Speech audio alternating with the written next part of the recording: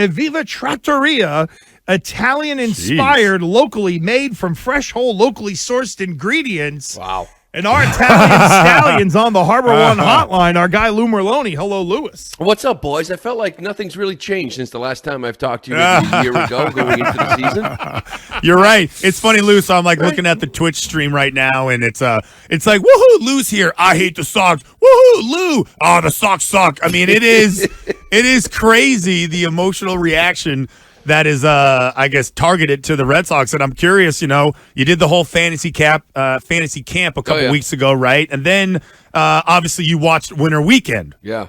So let's start with Winter Weekend. Well, I mean, I'm not really like up on stage and seeing the arena with Sam and all those guys. I'm just kind of walking around, take pictures, I sign autographs, do all that sort of thing. So everybody there is kind of excited for baseball. But do you walk around in your jersey? Yeah, well, they make you. They kind of okay. Yeah, they kind of make you. But it's the same thing. And I really didn't think we were going to be here. Like I kept in the fall, I was the winter. I was like, let's just see how this thing shakes out. But it's the same thing as last year. Do they have some good players? Yes. They don't have enough. They've got an obvious hole in the rotation. Jordan Montgomery is sitting out there right now. He would clog in this rotation. He would give you 180 innings. You'd be able to move Houck or Whitlock or whatever to that bullpen. You'd solidify a bullpen. All of this chaos and all of this winter, if they just woke up one day and just said, you know what, let's just dive in. Let's do something reckless. I don't know, sign a guy for 5 years because next year all you got is Bayo. We're in the same boat. I don't care if the kids are playing great or not. You don't have any pitching. I don't know what Whitlock and Houck and Crawford are going to become. Who knows, Winkowski?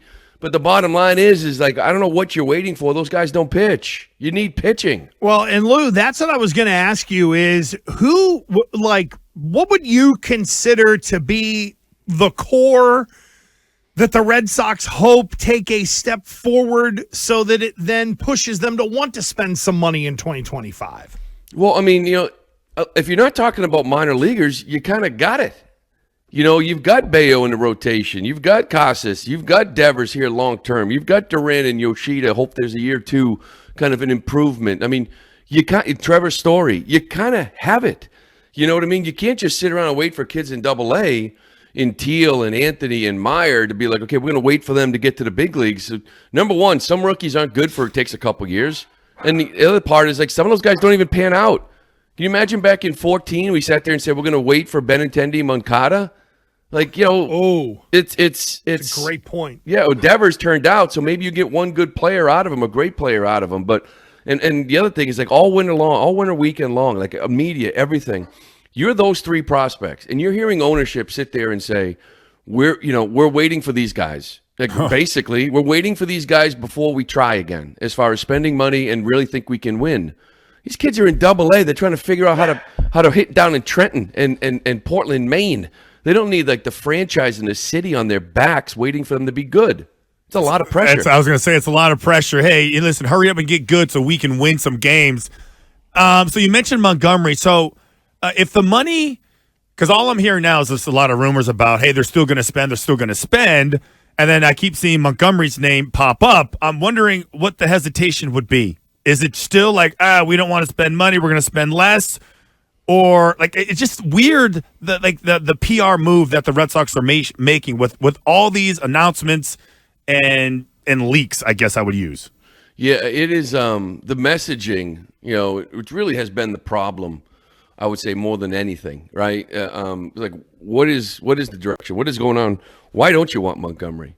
You know what I mean? Listen, I get it. He's not perfect. He's not an ace. He pitches to contact. You don't have the best defense in the world.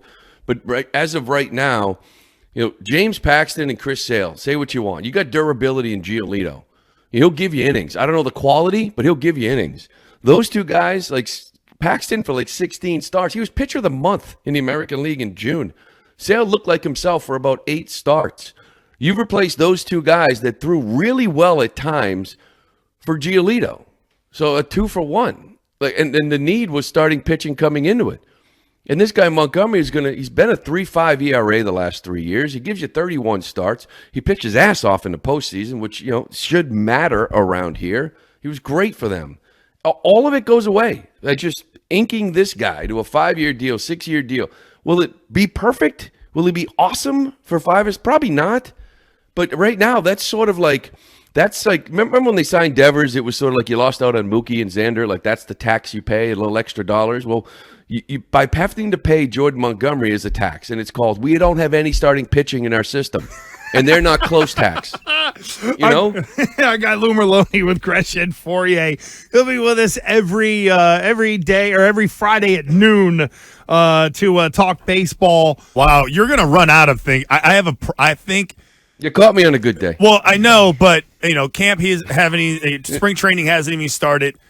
Like, I don't know if you're going to make it to the end, Lou. I guess is my worry. Until I don't see think you're going to make it. I don't think you're going to make it. Sign, right? Like, listen, I'm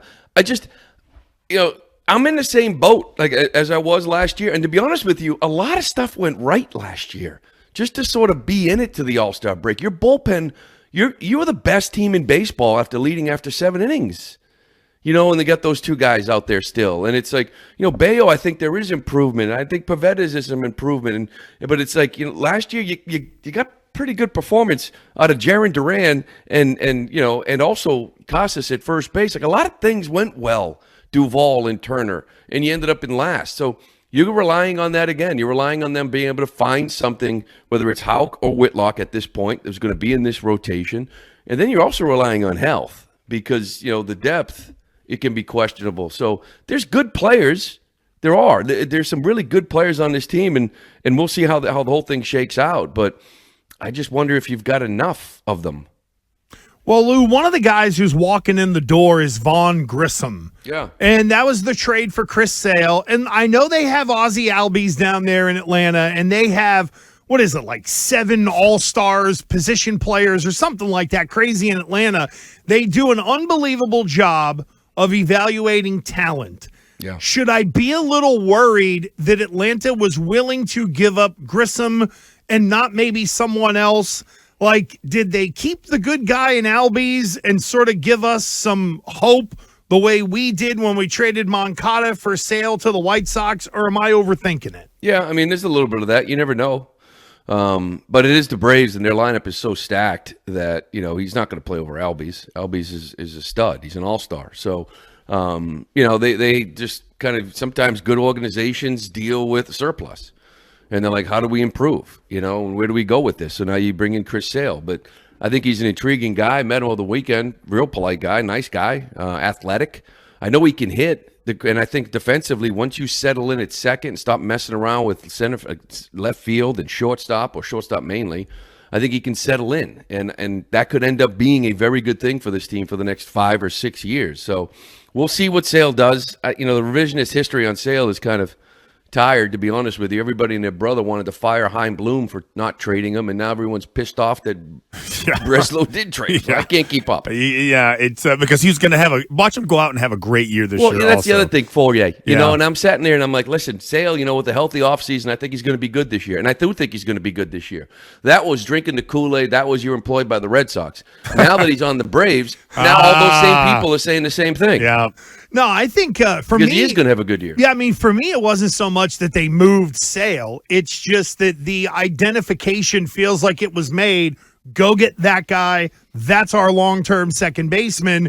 And is he just going to be Grissom, another guy who might be in a long list of people that will be up and down and struggle this year as we struggle through watching this baseball team this season? Yeah. And Lou, we talked about you talked about the messaging, and I think we've talked about this so many times about just how they just need a guy to handle the messaging, so they don't end up contradicting themselves and talking about the defense and the Fenway experience. That's one of the lines that Tom Warner threw out there as far as ticket prices being high and and the team not being very good. But hey, we sell the Fenway experience. I'm worried. I'm curious about your thoughts on that. Well, I think a Red Sox fan's Fenway experience is hearing dirty water because it's a W, a win at the end of the game. Chicago Cubs experience fans, they come to Fenway and think it's really cool, like the whole experience. So to me, when I think experience, what Red Sox fans want, your fans, they want wins. So I don't want to make it too entertaining for opposing teams to bring their fans there because, to be honest with you, last year, there was a lot of that. There was a lot of home runs in the top of the first at Fenway Park, and the place erupts. And it's like, Cora talked about it before, saying, we need to make Fenway a tougher place to play for opposing teams. Now, a lot of that is playing better baseball at home, but I think that was also a message like, I'm kind of tired of hearing other fans cheer for other teams hit home runs against us. Lou, is there enough middle relief depth to get through what might be a lot of nights where those guys need to be in play? And, like, if you're on the back end of the bullpen, what the hell are your expectations going into this year? Yeah. I think, if you sign Jordan Montgomery, you got plenty, because now Mahawk goes out there and Whitlock goes out there and you're locked and loaded. You've got multi-inning guys. So I think Winkowski, they're trying to stretch out. He could end up being, maybe even down in AAA, kind of trying to be a AAA starter, kind of depth-wise. So, listen, you got a pretty good bullpen right now, very similar to what you had last year. But the longer this goes, the more I wonder why Kenley Jansen's on this team. And I know he's a good closer, and I think last year was more of like, I always felt before the year started that he was going to get a lot of saves based on just experience and moxie. And you saw that last year. There was a lot of times I'm like, oh boy, and he got out of it. He's getting older. It's 1 year, $16 million. I know much teams that are kind of going for it, like value closers. Maybe he's an eighth inning guy for somebody else. On this team here, I just wonder, Kenley Jansen sitting here in spring training going, why am I here? Like, we're cutting payroll. We're waiting for the kids in AA. I'm a big league closer. Why am I here? Why am I not dealt for a AA arm? They've got Houck can close. They've got Martin can close. Like, they've got some internal options. Maybe Whitlock can close. I don't know. Maybe he will be moved before that. But it's not that I don't think he's great. I just wonder, given where they're putting this team together, why is he here? And off the whole, just pitcher and Montgomery, is Montgomery a Boris guy? Yes. Basically, Boris has every free agent left. Really? You know what? I don't want to say it's collusion, but it feels like, Lou, that the owners or general managers are much more willing to try to make Boris blink because we're 2 weeks from spring training starting, and Boris is like, yeah, my guys will find jobs. They'll be okay. I wonder if that dance is kind of still going on within the business of the game relative to that agent in particular. Yeah, and I think really when it comes to Montgomery, I think there's a waiting game going on to find out maybe the Rangers trying to figure out what they're doing with their TV. Like the whole bankruptcy, they lost a lot of money. Lost a lot of money in the bankruptcy. They're trying to figure out what's going on. They don't know if they've got that kind of cash. I just saw they signed Robertson for like $10 million a reliever, but I think that Boris, and it really makes sense. The guy won a World Series there. Hello, that's a pretty good experience. It was only a half a year. Maybe I want to go back and play for the Rangers again. It's a pretty good club. So maybe there's a waiting game going on there. I saw some reports that the Red Sox are still in on him. I don't know if that's a push to get Texas to kind of up the money. So I don't know what is going on with, say, Bellinger, and Snell and Montgomery. It's like, dude, what are you doing? Yamamoto signed like a month ago. I thought that was going to get everybody going here, and they're at a standstill. Wow. Crazy stuff. But never crazy to talk to our guy Lou Merloni, as we will every Friday at noon as the baseball season is about to begin. Any leans for the conference championship games this weekend? I kind of like the Dogs. I mean, I feel like we wake up Monday and you guys are talking about, whether Lamar Jackson has turned the corner after a big loss, and then you start questioning whether Brock Purdy and San Fran, why didn't they sign Brady 17 years ago? So I like the Dogs. Interesting. Yeah, I'm leaning to Baltimore, and I'm Fourier gut feeling it, and I hate every second of it. Well, definitely with the points. I like the 4 and 7. Yeah, no, and those are good numbers too. Yeah. Hopefully you get a hook in there, and that'd be nice. And there you go. There's betting talk with Lou. I love it. No, I don't bet LSU football. I just, and I am 21 years old, so it's all legal for me. How about that? That's right, Keishon. What would have been your stage name in college had you done the Keishon Booty and had to come up with a fake name for your online gambling account?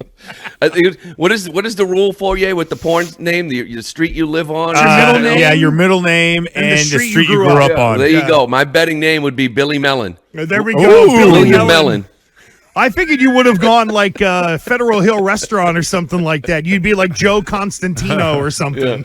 Yeah, absolutely. When I did check in on the road, I always went under Vito Corleone. Oh, that's fantastic. Yeah. Victor Maitland was mine. Beverly Hills Cop. Is this the gentleman that ruined the buffet at the Faro Club? Lou, thank you, buddy. We appreciate you. Glad to have you Thanks, back buddy. on. We'll check you next week. You got it, guys. All right, there we go, man. Oh, my God. God, I love me some Lou. Love Lou Merloni.